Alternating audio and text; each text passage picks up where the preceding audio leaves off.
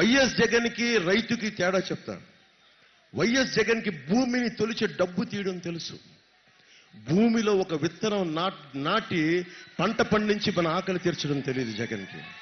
ఎక్కడైనా చూడు భూములు లాగేసుకుంటాడు, భూములు తీసేసుకుంటాడు తప్ప అరే భూముల్లో గుప్పెడు గింజలు వేసి ఒక యాప చెట్టునన్నా కనీసం నీడనిచ్చి యాప చెట్టుని వేసే మానసిక స్థితి కూడా లేదు వాళ్ళకి. మానసిక స్థితి లేదు వాళ్ళకి. మీరు అలాంటి వాళ్ళని మీరు ఏ నాయకుడినైతే ఎన్నుకుంటారో సమాజం తాలూకు మానసిక స్థితి తెలియజేస్తుంది. మీరు రౌడీల్ని గుండెల్లో పెట్టుకుంటే రౌడీలే అవుతారు. మీరు ఎవరిని ఇన్స్పిరేషన్గా తీసుకుంటారు? స్వామి వివేకానందని ఇన్స్పిరేషన్గా తీసుకుంటే, అంబేద్కర్ గారిని ఇన్స్పిరేషన్గా తీసుకుంటే, ఒక మహాత్మా గాంధీని ఇన్స్పిరేషన్గా తీసుకుంటే బాగుంటుంది. కానీ ఒక వైఎస్ జగన్ ఇన్స్పిరేషన్గా తీసుకుంటే ఏం చెప్తారు చెప్పండి మీరు? In which way he can inspire you? ఏం చేయగలడు తను? మా తాతగారు కూర్చోబెట్టి వెంకట నరసయ్య గారు అని చెప్పి ఒక ఆయన చంపేసి బరడీస్ పైన తీసుకున్నారు, అదే ఇన్స్పిరేషన్ మీకు? శివశివాని పబ్లిక్ స్కూల్లో పేపర్ లీక్ చేసి అదే మీకు ఇన్స్పిరేషన్? మీకు ఇన్స్పిరేషన్ షెగువెరా కావాలా, వైఎస్ జగన్ కావాలా? మీకు షెగువెరా, మీకు స్వామి వివేకానంద కావాలా, ఎవరు కావాలి? మీకు శ్రీశ్రీ కావాలా, వైఎస్ జగన్ కావాలా? ఏముంది వైఎస్ జగన్లో? ఏముంది? మూర్ఖంగా ఎదురుపడి కూర్చోబెట్టి ఇట్లా అంటే సరిపోద్దా? కాదు. మీ భవిష్యత్తు కోసం ఏం ఆలోచించాడు? మీ భవిష్యత్తు కోసం ఏం ఆలోచించాడు? ఆలోచించండి మీరు. అది మీ భవిష్యత్తు కోసం ఆలోచించేవాడు కావాలి. నేను నా కొడుకు గురించి ఆలోచించగలను, నా బిడ్డల కోసం ఆలోచించగలను. నాకు సరిపోలా.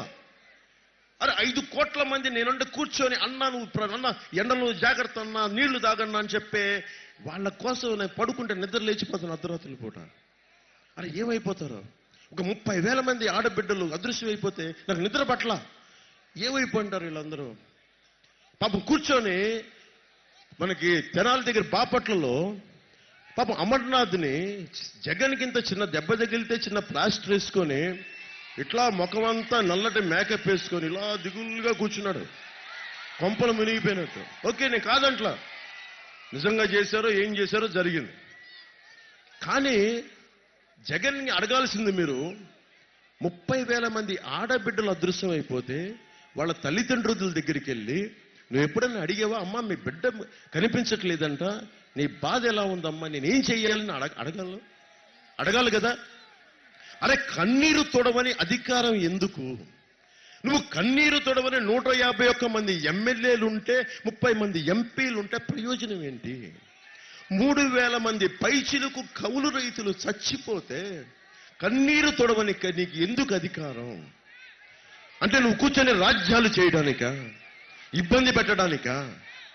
భయపెట్టడానికా? వైఎస్ జగన్ ఒకటే తెలుసుకోవాలి, వైసీపీ గుండాలు ఒకటే తెలుసుకోవాలి. వైసీపీ వైజాగ్ లో ఉన్న వైసీపీ ఒక్కొక్క గుండాగాడికి చెప్తున్నా, మీరు ఆడబిడ్డల జోలికెళ్ళినా, ఆస్తిపాస్తుల జోలికెళ్ళినా, సగటు మనిషి జోలికెళ్ళినా మోకాళ్ళు ఎరగొట్టి జగదంబ సెంటర్ లో కూర్చోబెడతాం ఒక్కొక్క వైసీపీ గుండాలకి. తొక్కి తోలు తీస్తాం వైసీపీ గుండాలకి. జమ్ జమ్మల్ మార్రి కళ్ళ జరిగిన విప్లవ స్ఫూర్తిని గుండెల్లో నింపుకున్న వాళ్ళని జాగ్రత్త.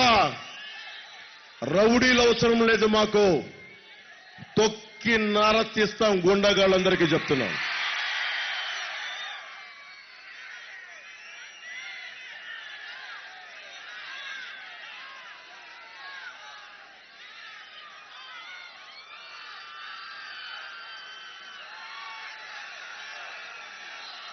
అలాగే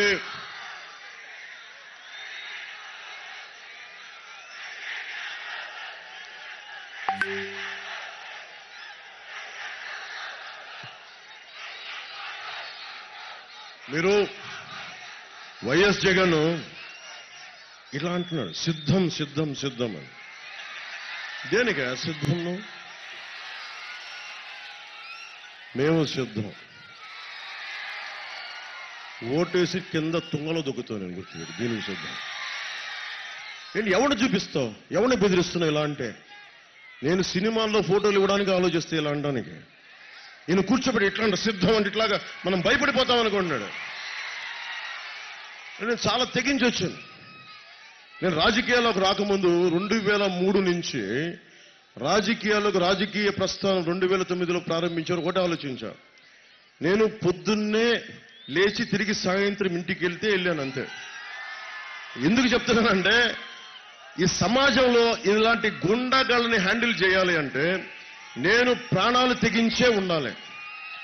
నేను ప్రాణాలకు తెగిస్తే తప్ప ఈ ఫ్యాక్షన్ గ్యాంగుల్ని మనం హ్యాండిల్ చేయలేం. మీ వల్ల అవుద్దా మీరు చెప్పండి? నేను తెగించకపోతే అవుద్దా? మీకు ఇంత ధైర్యం రాదు. భయం నాకు అన్నిటికంటే చిరాకు. భయం గుప్పిట్లో సమాజం ఉండటం నాకు ఇష్టం లేదు. ఒక బాలగంగాధర్ తిలక్, ఒక లాల్ బహదూర్ శాస్త్రి జై జవాన్ జై కిసాన్ అన్నాడు. ఎక్కడో సరిహద్దుల్లో ఉండి మన దేశ హద్దుల్ని కాపాడుకునే ఒక సైనికుడు ఇక్కడ మన గాజువాకలో మిలిటరీ సైనికుడు తన భూములను కోల్పోతున్నాడు ఇక్కడ కూర్చొని రాజకీయ వ్యవస్థ వల్ల.